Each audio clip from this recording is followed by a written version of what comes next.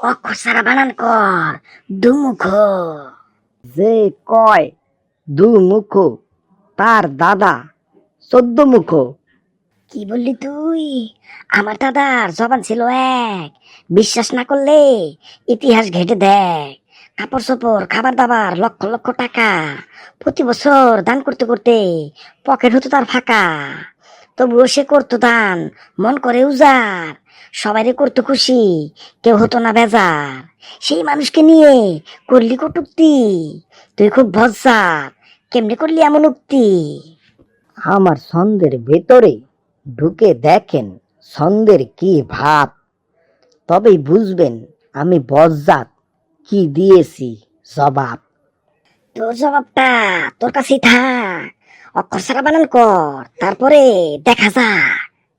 Sir, দুনিয়া থেকে আনলাম দু, আর মুখমণ্ডল থেকে আনলাম মুখ। দু মুখ হইছে না স্যার? হয়েছে রে, বলিস না।